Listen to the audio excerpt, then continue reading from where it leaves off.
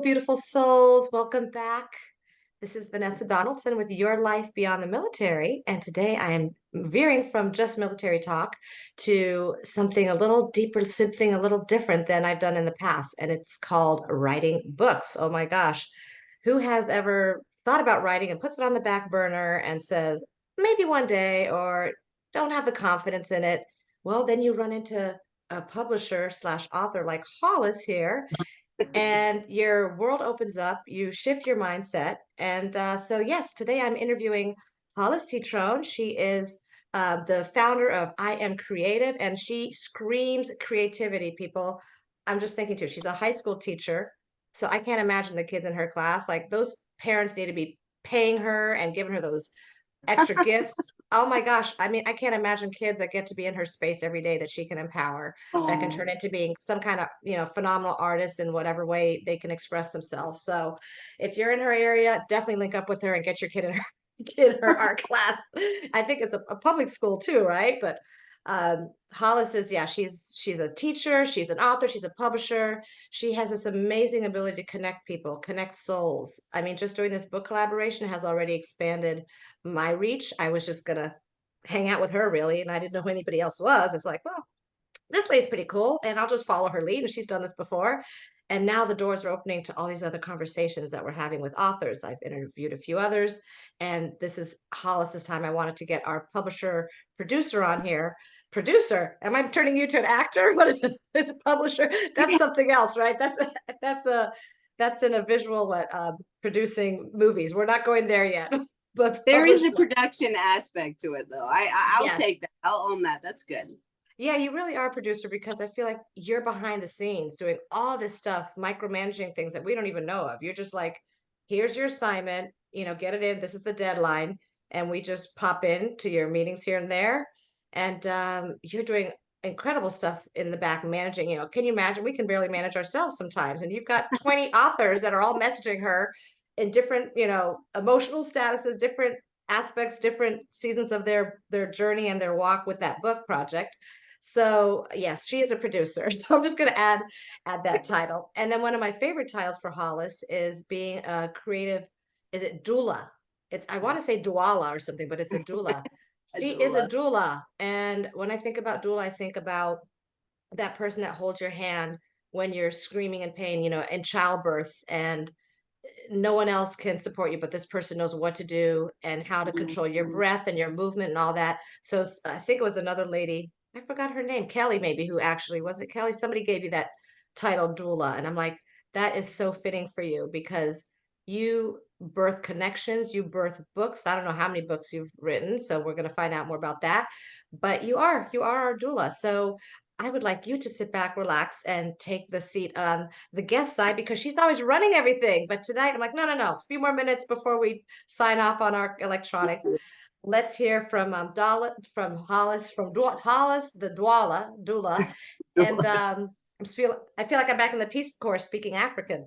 So, so yeah, the first question that I have for you is, and you kept peppering this in different conversations with different authors this week, but you had said this has been a project that's been about 2 years in the making. And I'm like, wow, that blew my mind because it reminds me of things don't happen overnight. And it's like one day you don't wake up, I'm going to be a writer. It's all going to come together. People, things take time and things take, drafting and, shifting. So 2 years of this. So Hollis, I turn the floor over to you a little and tell us 2 years. What was that? Why 2 years ago? Was it during the pandemic? I'm trying to get the context. What was going on 2 years ago and what how you It was started this path? 22, I guess, or maybe the end of 21. So just to give you a little bit of context, everybody. So first of all, Vanessa, thank you so much for having me in the space. I am very grateful. And hello, everybody. So my name is Hollis Citron, and so I am a creativity doula, and I've been an art teacher for 30 plus years, teaching in many different spaces and places. Public, private, charter schools, artists in residencies, professional developments, having my own businesses. I left the school system about 5 years ago, and right now I'm doing a long-term sub position at a local high school. Actually, the high school my daughter went to. My son went to a different school. So I left the school system because I was drained and empathically tired. And I started my company, I'm Creative. And it's all about, it's what I've been saying for 30 years, 30 plus years, which has been that creativity goes beyond a pencil and a paintbrush. You don't have to know how to draw or paint to be a creative being. I've been saying this over and over again. I went to art school, did all that stuff, but it's my biggest pet peeve when you say your niceties of what you do. And people, when at the time I would say art teacher first, because and they would say usually two things. And there's a body movement that goes with it. I don't know how to draw or paint. There's the hands go up and the body goes back. And then they say, I can't draw a straight line. I say, well, congratulations, neither can I. Like, and they're like, what? Like, just because I went to art school, I'm more three-dimensional. So I studied ceramics. So with ceramics, I see things in 3D. So anyway, fast forward to teaching. I kind of didn't expect to teach, but I ended up getting into teaching. And fast forward to the publishing aspect of things. So here I am. I'm Creative. I started my podcast. I create kits. I teach online, do all of that. And then the publishing house kind of presented itself. And I didn't consider myself a writer. But what really was has been the passion for me is stories. I have always loved stories. And I've always loved listening to people. And I've always loved hearing, where did they come from? And what is the adventure in it? And what is their story, and being the listener in it. So when the publishing house space, this indie publishing house space presented itself, and then the multi-author and then the solo aspect, I was like, it's kind of like it is like a classroom. It's like you get the people in the space. It's kind of like a classroom. You're nurturing people, you're guiding people, and you're organizing and doing a lot on the back end that people don't see, like you said. So that feels comfortable and natural to me. But I have published about 4 multi-author books. And then I have helped people with their solo books when they come to me and they're like, Hollis, I don't know. Either they have an idea and they don't know how to take it to fruition, or they have had the idea, like they have the idea, they've written it and everything, and they're like, just help me with the posting part, and then where to place it, and then how to move forward from there. So with this book in particular, really long answer, everybody, with the I Love You Because I Love Me, because it was about in the end of 2021, I wanted to dive into this concept of this word love. And I wanted to explore it. And I wanted to do this book that was 2 books in one. And I wanted to have the photography, video, audio, and writing aspect. So not everybody likes to read. So it's understanding that people have different ways of learning and different ways of listening and different ways of taking in information. So I wanted to create this space where we could dive into this word love and people could hear it in a different way. And then, gosh, that's beautiful. And what you said first about being more of a clay artist, like working with clay, 3-dimensional. And I'm like, well, I feel like this book is kind of like that. I don't know. I thought you had a copy in your hand, but not quite yet. In a few days. You do? Okay. Yeah. Pull that thing out. Pull that baby out. Don't birth that thing and put diapers on it. 2 books in one. This is the proof. So that's why it has the thing on here. But okay. Yeah. So it's going to be launching on Thursday officially to the public, but with all the links and everything. But yes, it has the front side, whichever side you want to consider front. I love me because, and then the I love you because, and then you open it up and then. Yes. Yes. Yeah. And in the center, if you open it again, those threads, that really inspired me, because we didn't know what the visual cover is going to look like. We were just doing our parts, these 20 authors. And that love that connects people together. On every page. Every single page. We have threads going through. So yeah, you'll find chapters in there, people that are writing full essays, or some that, like myself, I have some photography in there too, because I'm doing the van life. So I'm in a space of just a lot of being in nature, and it's all imagery. So I'm like, oh, I can't write. I don't feel like writing right now, but I can take some beautiful pictures and ponder on them. And then the QR code that goes to audios and videos, slideshows. I think that you had That's Kelsey what you did earlier. too, though. Sorry to interrupt, but for yours, I mean, I don't want you to downplay what you did. I mean, it's the pictures, it's the writing and picking and choosing your words that will really tell the story and grab people's attention to then listen to your wonderful voice when they go to the QR code, where then you expand on it. And it's amazing.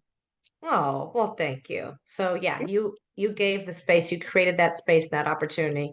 So I'm just so glad to be a part of it. So yeah, the whole clay thing, you being clay, this is kind of a three-dimensional book. So yeah, January the 11th launching. So get your copy. And Hollis has mentioned before, like leave reviews about it, like leave your feedback. We'd love to hear from you. And so diving maybe into the second question now, because it is kind of an interactive movement that we're on. This is not just a book and you're going to set it down. We want this to be a movement. It's already kind of catching spark. I feel like we've got kindlings going and things are starting to take off with into flames here and there. So tell us some other things, that how are people going to be able to interact, but besides using their phone with the QR code and all that, there might be some call-in opportunities, or going to a forum page you might have where people can Yeah. put their own recording. Tell us a little more about that. Yeah. So, excuse me, there's a Facebook page right now that's live where there's questions posed, where there's interaction going on. And what this is about is this community concept of what does this word love mean? So the messy, the complicated, the simple, there's the curiosity. There's so much to this word love, and I love me. It gets deep, everybody. It's like needing to like yourself. To me, it's me personally. I think you have to like yourself in order to love yourself. And then when I feel like when you have that like and that love for self, then it can emanate to everything. So I love you being person, place, or thing. So I love the beach. And that was a page that I put in there with the visual. I can breathe when I'm there. That's where Mm, like I can truly breathe and be myself and be authentic. mm, And and if I don't like myself, and if I'm not connected and aware with myself, then I'm not going to like what's around me. I'm not going to love like the color purple, which I love, and feel good around it, because I just don't feel good in general. I'm not mm-hmm. going to love my husband or my kids or my mom or, whoever I want to attach to a person, that if I don't like me, it's really Yeah, hard to be outside yeah. of, so, and have a positive connection and thread. So I have found that more and more as I went into this for myself, but also as I talked to people over the years, because there was a lot of resistance, honestly, at first. People saying I love the concept, but when it came to the I love me, I know a lot of people were like, Mm. "Mm, They wanted half the book, only the I love you, and let's just call it a day. And you're like, no, no, no, not so easy.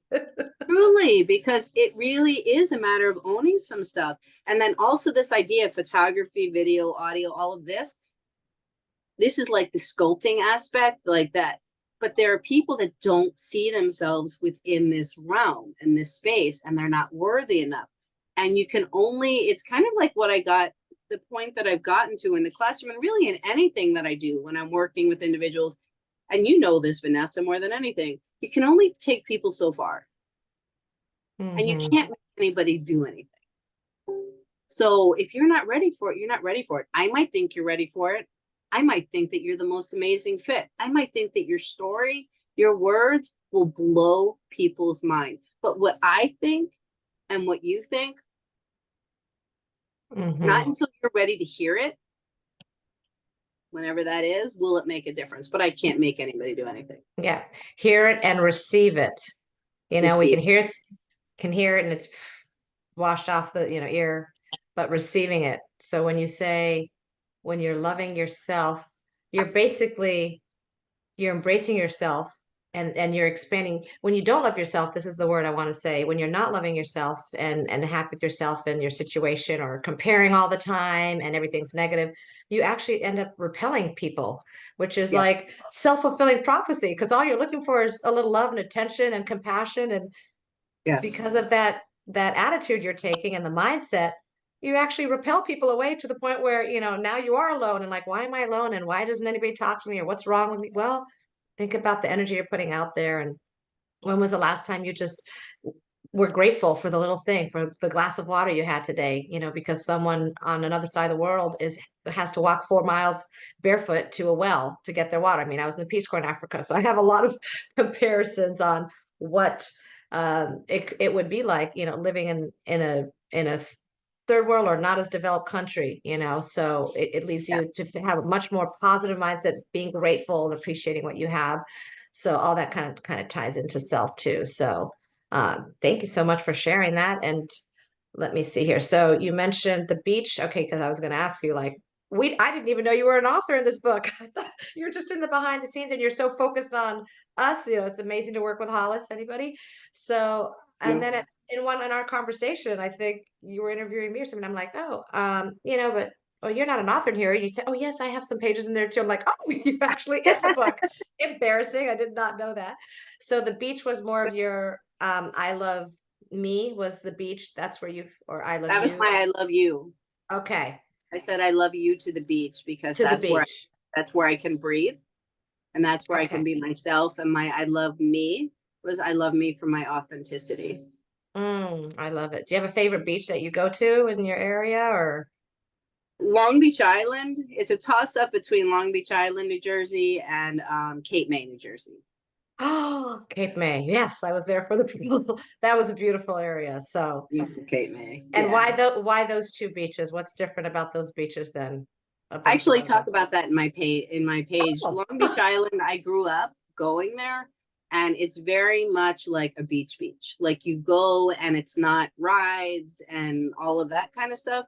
It's 16 or 18 miles long of an island, and it's mm, literally ocean one side, bay the other. At one point, the widest part is maybe a mile wide or something. And so you go there to be at the beach. And I just love the the sand and that it's not really long. It's gotten longer since all this stuff with weather, but it just feels really like home. And then my father passed away 20 years ago, and when he passed away, which was in the summertime, July 25th, my mom was just like, let's go someplace we've never been. And we went to Cape May and we mm. stayed there. And then it became a tradition for like 17 years where Oh, we went to that same spot and rented from the same spot until they tore it down and built something else. And it was amazing. And we built new memories there. So we still go back mhm. to Long Beach Island because it's closer. It's about an hour away, whereas Cape May is like almost 2. But yeah, so those are my. Oh, oh, thank you. Gosh. Now we're diving deeper already. I mean, the book's not even in our hands. And I feel like when I turn to your pages, I'm like, oh, I know exactly where she is because you've just described it beautifully. And it's comforting, you know, and the book when it's like that in your hands and the words and everything that you're doing, it's like a very comforting feeling. It sounds like both of those beaches, they bring comfort. Like you said, they feel like home, maybe memories of your father when he was alive too. Well, I think about my dad every day. Like there is not a day where it Mm, not go by where I don't think of him. And my kids, my he passed away 4 months after our daughter was born. mm, And my son was 3. So he didn't really get a chance to know him, but my dad loved him so much. And but the kids feel mm. like they know him because we talk about him so much. They're like, I feel like I know him. He's Like I there. wish I actually did get to really meet him and know him because they would have such a beautiful relationship, but he's not in pain anymore. So Mm, that's the only way you can really he's not suffering. So that's good. yeah. So it's kind of a tribute to honoring him, but with this book, like there's parts of this book that he was a Mhm. part of. So honoring a dad who's passed to the other side. So beautiful. This book's going to have so many emotions for people. You know, mine's a little more of a Lawrence of Arabia love story, the Peace Corps meeting my Marine, you know, in the middle of nowhere, Africa, the Sahel Desert.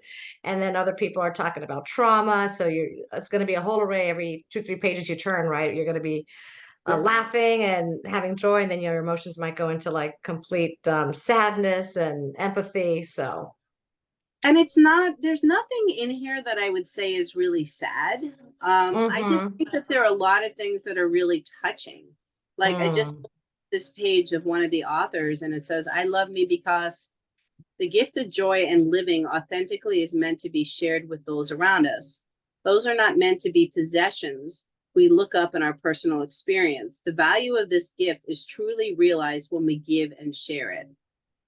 In this giving, we receive the most invaluable return of peace, harmony, and a powerful realization of self-love. And that's just a Mm. paragraph. Wow. How many pages is the book? Is there pages because it's a half and half book? So It's how do 110. we? It's 110 110. pages. Okay, Yeah. Yeah. that's amazing. I can't wait. So I've got the copy ordered for myself, so it'll be in my hands soon. And coming to the next spot, we're heading into Key West, Florida. I'm like, I gotta send this book to a campground wherever. I gotta get it in my so hands. where is it being sent to? So you being Miss Traveler, where is it being sent to? Well, we have a UPS address. In fact, I just called them today. My husband's like, we haven't seen our mail in like months. I'm like, whatever, we'll see when we get back home. So, but sometimes, you miss things like, big things from the VA that something's changing. So I did call today and say, can you just box up everything that you have up there and ship it our way? And so we've been with friends along the way here and there. If we're traveling cross country, family maybe, like I'm always looking ahead, like, okay, where if I need a book, I've ordered other books from other authors in the meantime with my Right. travels. So it's constantly like, where are we passing and whose address can I use to get this book in my Right. hands? So it's another form of creativity, like you said, right? I mean, you told me you're very creative, Vanessa, with all this movement you're doing and traveling in the now and all that with the van life. So that's all part of it. So to close this up, I think we're sticking good. We're gonna let people get on with their evening. Um, so I'm gonna end this question with this just a little more summary of what your vision is about this love movement, this book. We're just starting off, and I think it might go places we don't even know where it's going. But what are your like initial vision, and then something happening next September too with an art gallery too. So let's talk about that before we So close. yes, thank you. I didn't answer your question about the forum. So after launch, there's going to be a forum space on my website where people can come into the space, you join the space, and I'm in the middle of creating that now. So I'm just kind of briefly say it's going to be a space where you can leave an audio of your I love you, your I love me. You can leave a recording of your I love you, I love me. It's an interactive space to be a part of this because it's like a phone line. It's like people, if you want the anonymity, you don't need to be seen. I just think that the more conversation we have about this word love, like I said before, some people say it all the time. Some people never say it. Some people reserve it very specifically for people that they feel deserve it. I Mm-hmm. just immediately thought of like my son, who they say is on the spectrum. I only say that because sometimes I'm like, is he really? And then he does things I'm like, huh. But he did not say I love you until he was 15. And we're a very loving family. We are a very, like, we say it a lot. We give hugs. We're all of that. Very But affectionate. he Mm-hmm. did it through text. And he just one day said, I love you, Mom. And I screenshotted it somewhere back on my photos. I started crying. But I Mm-hmm. think the beauty of that is he meant it. Like he didn't just say it. My daughter, she says it with her friends all of the time. They Mm-hmm. do kind of reserve it, but they do say after every call. And after every call that I end with my husband, with my mom, with my brother, with the kids, it's like, I love you. I love you. But Skylar, our daughter, ends that every communication with her friends is, I love you. So Mm. where some people have never said it before. So I just think it's really, really interesting. So having these conversations, so in this forum space that's being created, more information will be given on that. And then, yes, in September, and I'm not going to talk a ton about that yet, but it is going to be, I am creating interactive spaces to bring the books to life. So this is Mm. going to be a show in Philadelphia in a black box theater, and there's going to be performances, and there's going to be big versions of the pages of the book and the QR codes, and it's just going to be amazing. Wow. I'm already thinking maybe I need a mother-daughter trip there or something. Hotel Yes, it. you do. Yes, you Oh, do. that's gonna be amazing. Yeah, it is. Uh, what did I want to end with? That was about it with, gosh, was there another question? No, you have been We have used up all our words, girl, between the talk with the interviews I've been doing with the authors, and you've been doing like 2 interviews a day. I think Vanessa is out of lots of words, guys. Imagine that. So yeah, I'll just say creativity is life. That's on your one of your Facebook pages. Creativity is life. And we just want to really focus on the positive because there's so much negativity in the world. We've all been talking about that. So the more we can power through with positive energy, positive messages, like we're going to outweigh that negativity, you know. And I think you want to, when I say creativity is life, what I mean is that people, I have seen it over and over again in the spaces, over 300 and some interviews on the podcast, and interviewing people from all walks of life, meaning lawyers, doctors, Reiki masters, visual artists, musicians, real estate agents, like everybody. Nobody has ever defined creativity as being about drawing or painting. People have defined creativity as that magic spark, as life, as problem solving, as all of these different, when people see themselves within that definition, and that's you, everybody, when you see yourself in that definition, I have seen it a million times. You literally stand up straighter, you have more confidence, and you're a happier person because you feel like you have something to offer. That's a beautiful ending. It is a strong word. And you know Mhm. what? Everybody deserves, it's not taking credit away from the person who has their work in a gallery or the musician.